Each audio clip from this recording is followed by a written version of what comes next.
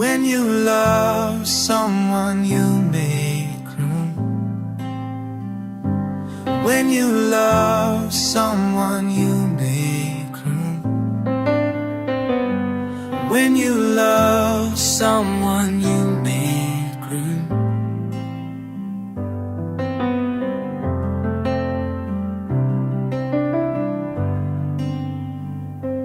When you love someone, you make room.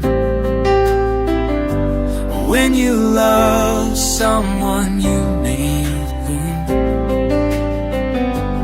When you love someone, you make room.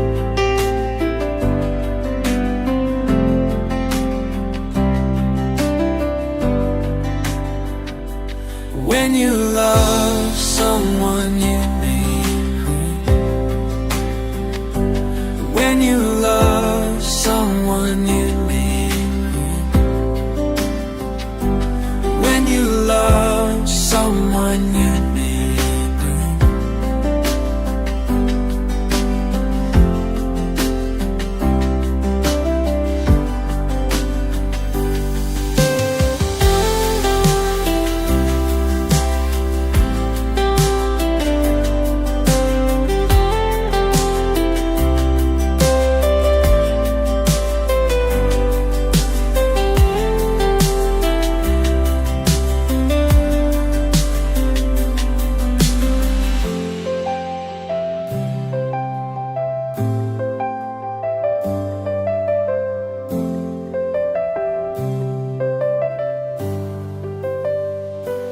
When you love someone,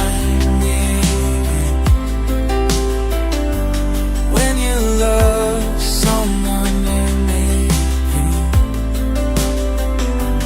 When you love someone, you make room.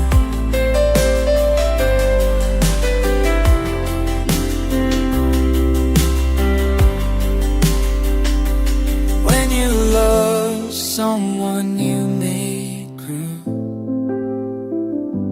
When you love someone, you make room.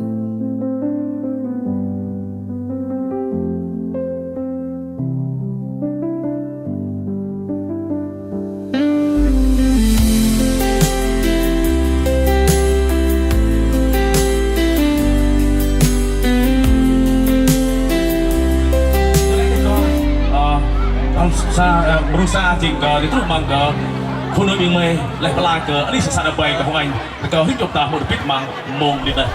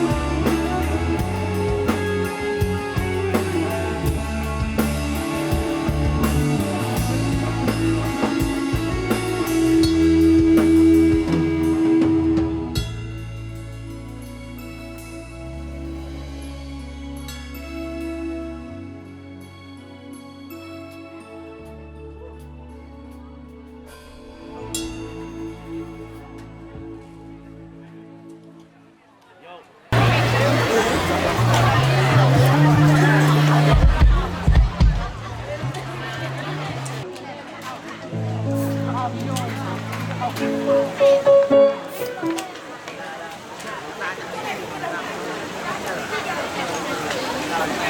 ta mời làm tay xe, bọn ta mời xin nó là lời hứa cao nhất trong tình yêu mà tất cả chúng ta hãy cùng nhận ra rằng đây là một điều tuyệt vời nhất thưa quý vị. Và đặc biệt với cái chuyện này tôi muốn nói đến tất cả quý vị hãy con số 30 thưa quý vị. Nếu chúng ta nói 30 trong cuộc sống của một con người chúng ta, chắc chắn chỉ có ai có thể hiểu hết được về lịch sử của con người chúng ta. Còn nếu chúng ta nói 30 năm trong cuộc hành trình hôn nhân và tình yêu, đó là một thời gian rất là dài, rất nhiều thăng trầm và thử thách. Từng ngày trôi dần mau khi em đã có ai, em đã ước mình được làm cô dâu.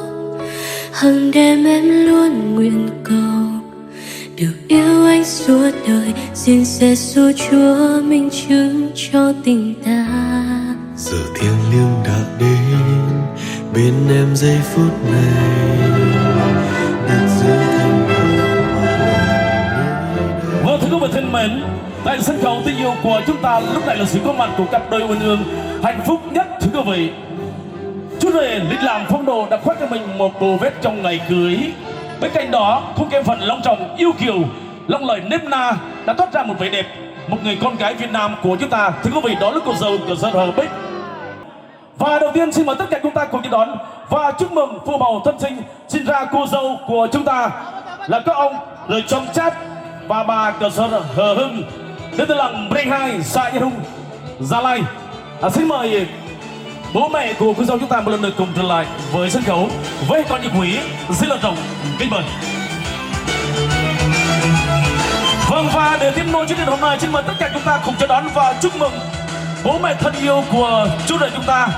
Xin mời cậu của chú rể Cậu Thiên và mẹ của chú rể Gần Sơn Hờ Nhíu cùng với sân khấu với con như quý xin lần rộng kính mời.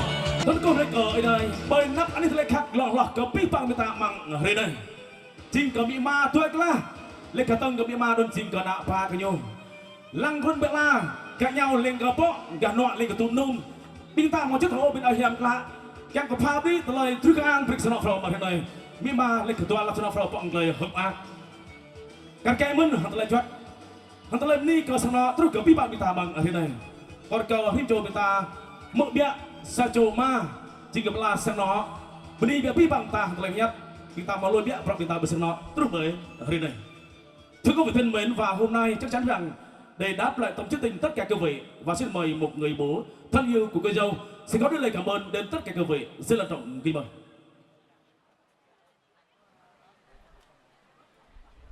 Chúng tôi có nghe đây của một vài lần chúng ta về môn rơi chúng ta thêm rơi thuộc môn này nhưng pha về chúng ta lại nước noa còn hạt giác rồi đi cơ mệt nông dòng tơi chiếc keo phồng vang mây tơi nằm dòi đòa lắc lại tài chít để học ác làm biết sang nọ của mơi một là nhà bạn của mơi một từng sang nọ sau một này của mơi bốc lại một ác buộc bọn ta bình kít lùi tại đó nhẹ rơi bình kít vì lúc tốt này của mày cũng đi bình kít trong trên nó chỉ có cái nắp bình ta mới mồm nên kết là xa chọc e nâng cái nam bưng biết nên chỉ có bình kít doa là mò đỗ bát người doa tuần một ni có bình kít phòng trên bên mắt một này rồi có kê đọ trang bằng đọ con rồi là một này bình ta doa tôi đu bang bình ta doa tôi ông ni biết băng chào bạn. Tụi này cười thôi, tụi mình chụp ảnh cho hiểm bạn tụi mình lại tụi mình ra rồi mình có pip ăn ta tụi mình lại bây giờ mà cùi vô cái mình lâu tí phạt sang nó phạt ngồi phạt tụi mình phạt tụi mình nhá rất là lại khác với đạo phật nhiều tùy mà rồi sao có tôi chẳng phạt cái mà tôi là nhiều lúc này chính xác là mình cái câu hí trong ta tôi chú mình có nông chú rể chỉ có nông thiên chẳng làm cái sang nó nhiều đi bị bằng ta tụi mình ở đây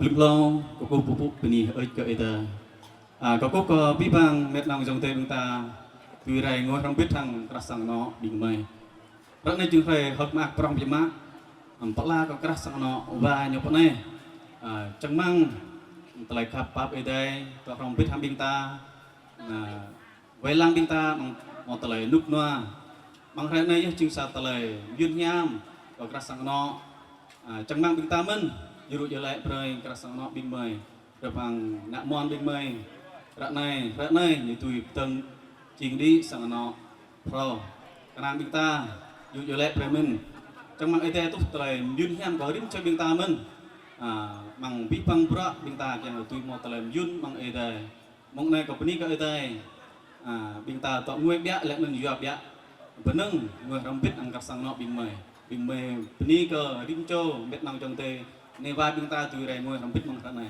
ini ke đây ini ke vi phạm bình ta. Vâng, xin cảm ơn sự chào tay của tất cả quý vị quan khách.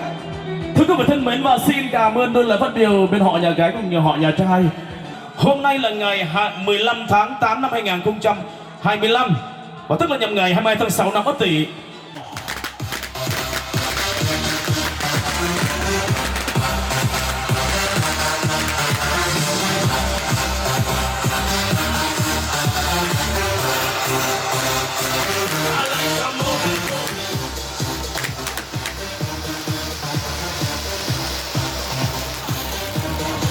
Các anh ta mang thế này hàng này càng to biết cặp con sang nó from bằng thế này bề biết lịch khắp này nhưng cười có cội như sông có nguồn cười có cội mới được cành xanh lá và nước có nguồn mới được đặn sông sâu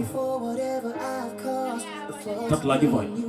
Và nhân dịp ngày thành hôn đồng bào trẻ hôm nay xin mời đồng bào trẻ của chúng ta sẽ lần lượt dâng lên những ly sapan hai bên gia đình để tỏ lòng tri ân sâu sắc ơn nghĩa sinh thành.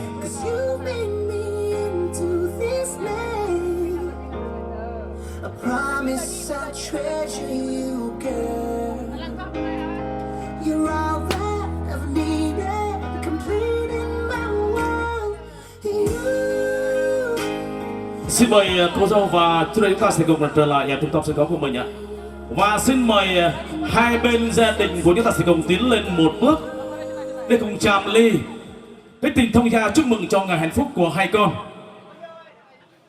Cả cái mang một nít này cờ cao Vinto người ta sắp tông bỏ ngàn rong lăng cờ bị mà tuần là bằng rất đây. Mừng bó không tranh mà núi ca mà nhầm ya không tranh bỏ phê của chinh mùa hít này chinh không tranh lại cờ ở ya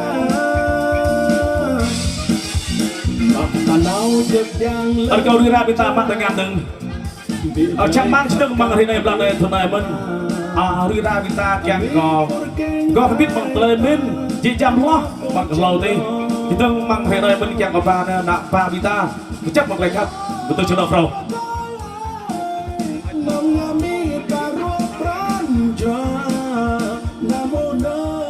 Tôi hôm nay đến cờ đây là bên đi cờ bị ma tôi là người ta chứng là bởi đi lại khắp nào bàn người ta này để câu đưa hai người ta vẫn là bởi khi to nó ngồi cái hoành mò bạc này khu vực thân mình rất tuyệt vời. Đây là một điều mà ác hẳn nhưng cặp đôi nào cũng vậy được mong muốn nó chậm tới và đặc biệt hơn nữa để minh chứng cho tình yêu thật đẹp thật tuyệt vời ấy.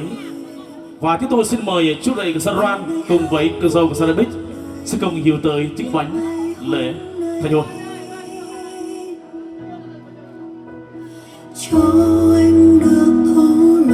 Cô vị thân mến, chiếc bánh cười xinh đẹp hôm nay không chỉ là món tráng miệng ngọt ngào mà còn là biểu tượng cho tình yêu bền vững, sự sẻ chia và khởi đầu mới chương mới của cuộc đời hai bạn.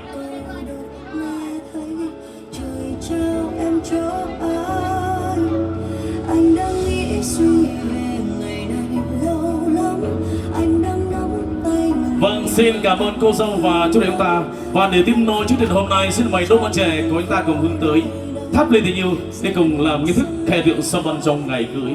Xin được rộng kính mời. Phút giây mong chờ ngày hôm nay đến rồi,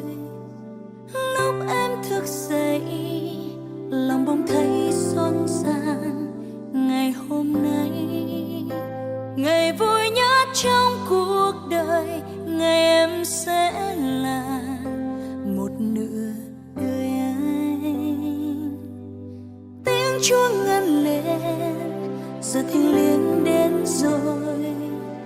Mắt em long lanh, giọt nước mắt khẽ rơi. Niềm Một, hạnh phúc hai, hòa theo nước ba. mắt em. Xin chúc mừng. Nụ hôn ấm nồng đặt lên khóe môi. Ngày vui nhất đời anh, ngày vui nhất đời em. Trong chiếc thiệp xinh xinh có tên hai đứa mình. Ngàn lời chúc bình an, đôi bàn tay siết chặt, hai chiếc nhẫn kết lại, minh chứng cho ngày vui nhất.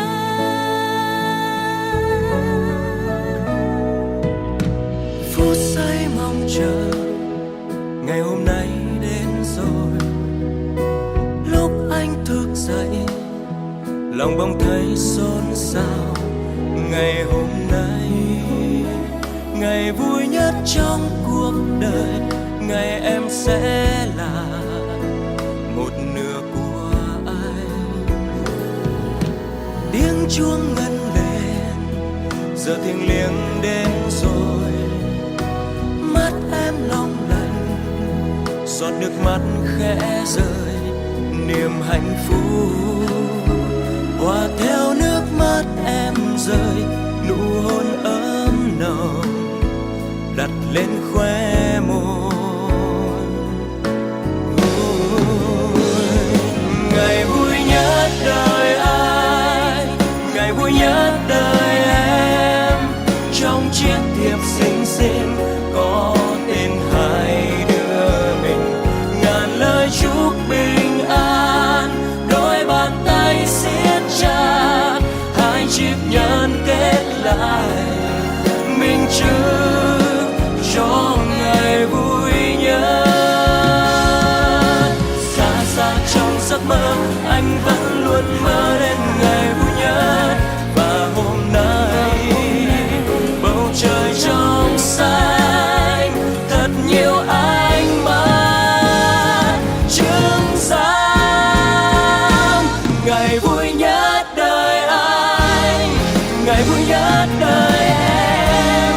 Trong chiếc thiệp xinh xinh có tên hai đứa mình. Ngàn lời chúc bình an, đôi bàn tay siết chặt, hai chiếc nhẫn kết lại, minh chứng cho ngày vui nhất. Hai chiếc nhẫn kết lại, minh chứng cho ngày vui nhất.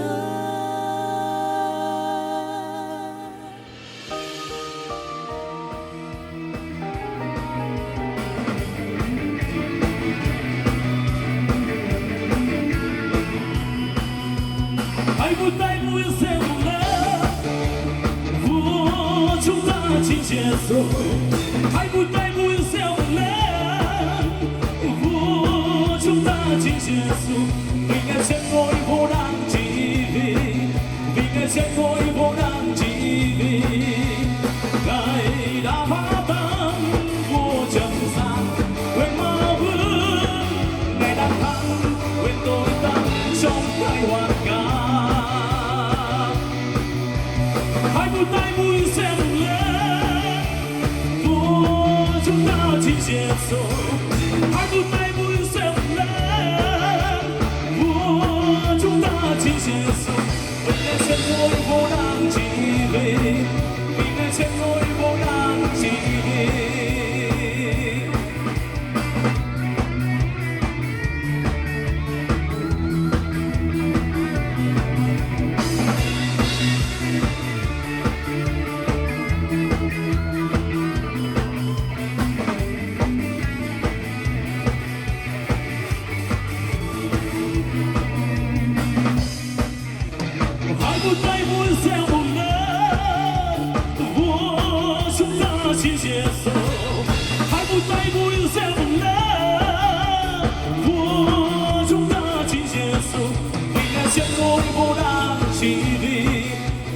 trên ngôi vô đang chỉ vì Ngài đã phá tan vô trần gian quên ma vương, Ngài đã thắng quên tội ta trong cái hoàn ca.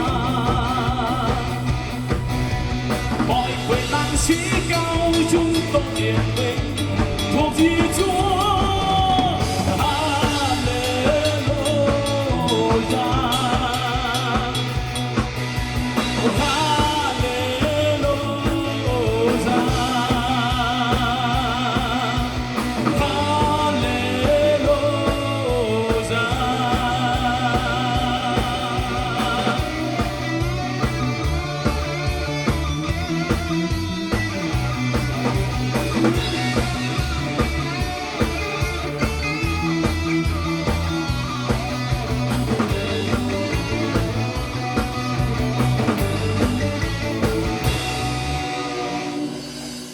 Kau dah kembali hari coba ta mau kita cuma le tak belum hari coba mai. Anum kang play bom ta tu kang le tak ro jak cium kau le tak hari coba ta tu bang hari ni. Mereka bintang ta tu cium ke kip kita, dari kita ke meng tak diteng terak kita bang hari ni.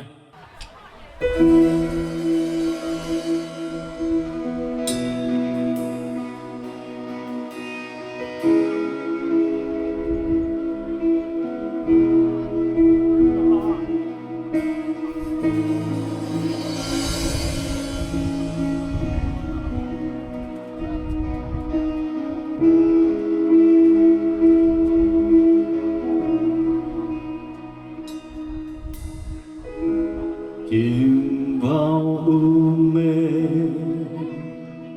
nhìn tội lỗi ngỡ như công bình, nằm chung quanh con nhiều người đã mất đi tâm linh, thiếu vắng sự sáng bóng tối tràn lan, cô đơn ngày tháng đời hoang tàn. Thôi cơn ngu say, Chúa đã đến đây, ánh sáng tìm kiếm nơi hao gầy. Vùng rơi mà đi xa xa nơi ấy, cúi xuống dưới chân Ngài. Vùng rơi mà đi đâu nguyện nào nơi tới lúc cơn đau, bàn tay đưa lên lời danh Giêsu, vẫn yêu Chúa và ánh sáng ngày sẽ vàng. Tin Cha đến gần để tôi tình thương trong ngàn quyền đau than.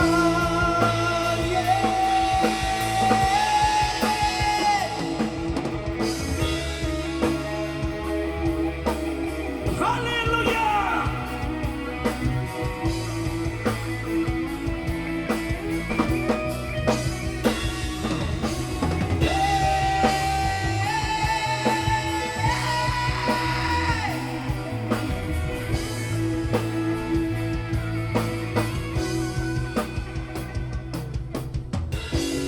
Chìm vào u mê, nhìn tội lỗi ngỡ như không bên,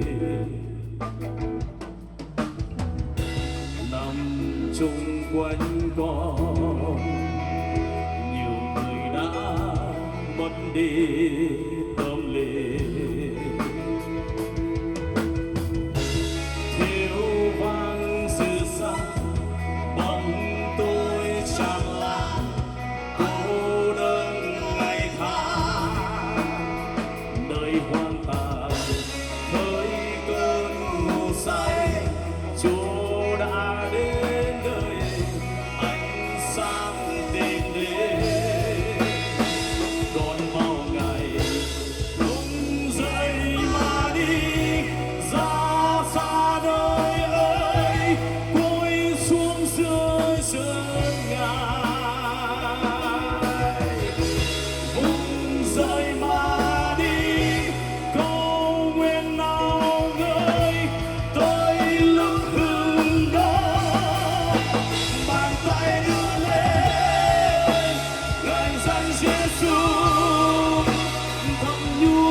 vàng ánh sáng ngày sẽ vàng xin cha thương xưa để con vững bước trong lãng quên đã thắng.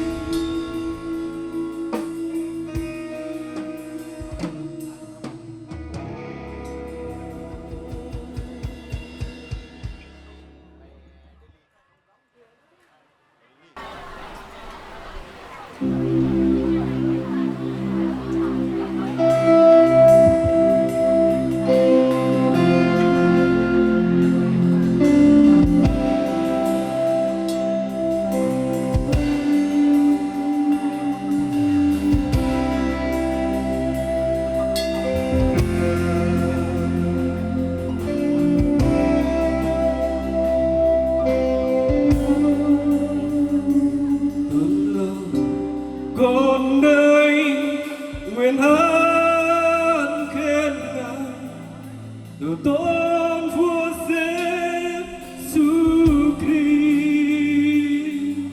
Từ lòng con đời nguyện chúc tôn ngài vì chính Chúa vua của lòng con.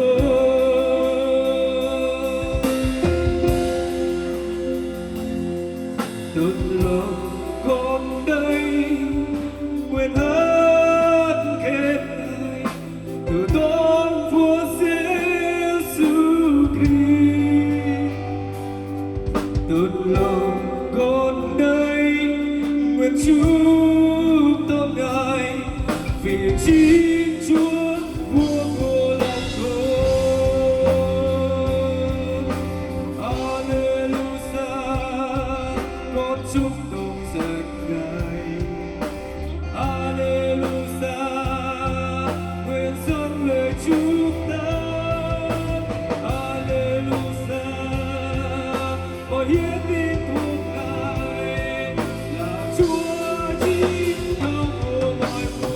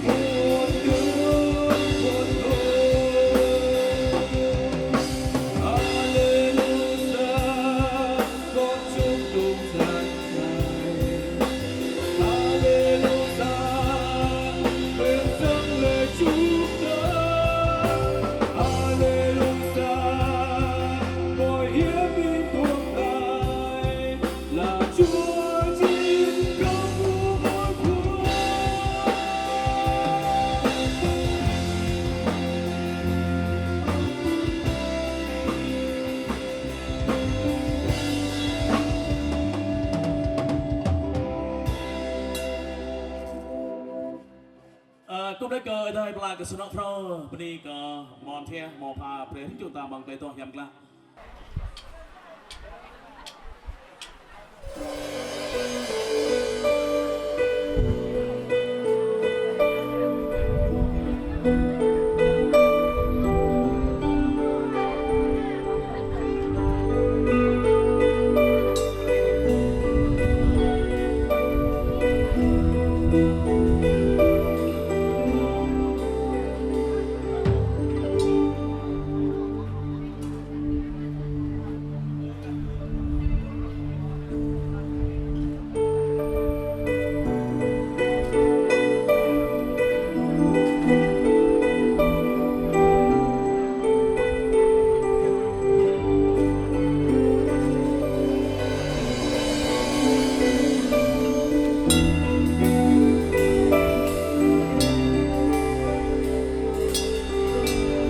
một ta ba tươi bu một ta nhã ba tươi mừng ta gặp bắp nhu ba blay nhớ lo gỡ lời ra hoài ra nhu lero vỡ kêu vỡ ca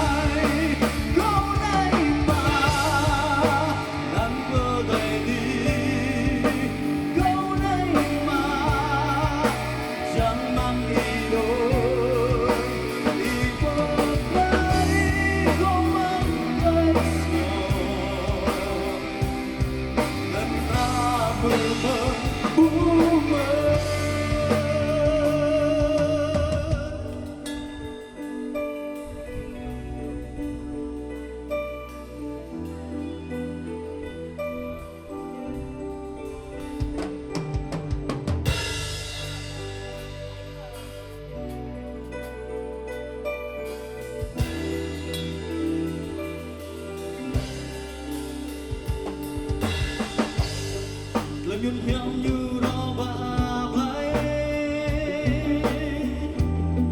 rơi cơ lời đau nhu chính ta lại mà tha với nhám đời nhớ yom mo cơ mà yom tra nhu lệ đồ vơ kiêu vơ ca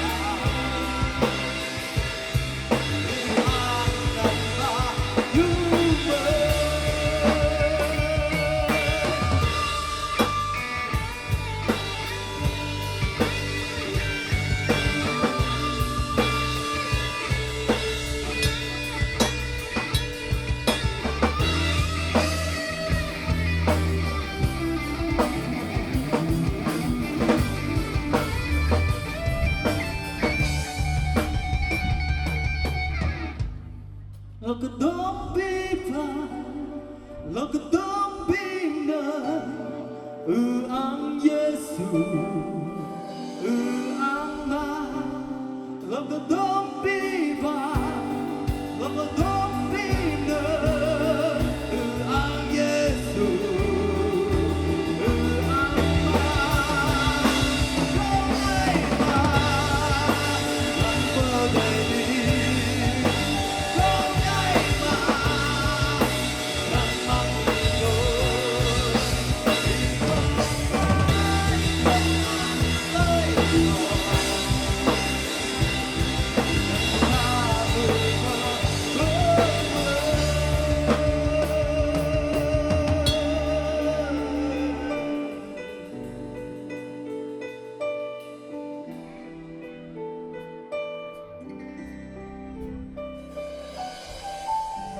tôi nói cơ ngày nay mà lại cờ sương hoa phao mà đi mình còn tươi mừng màu pha bể ta tôi chưa mong toạc đây thôi em là bằng ở đây này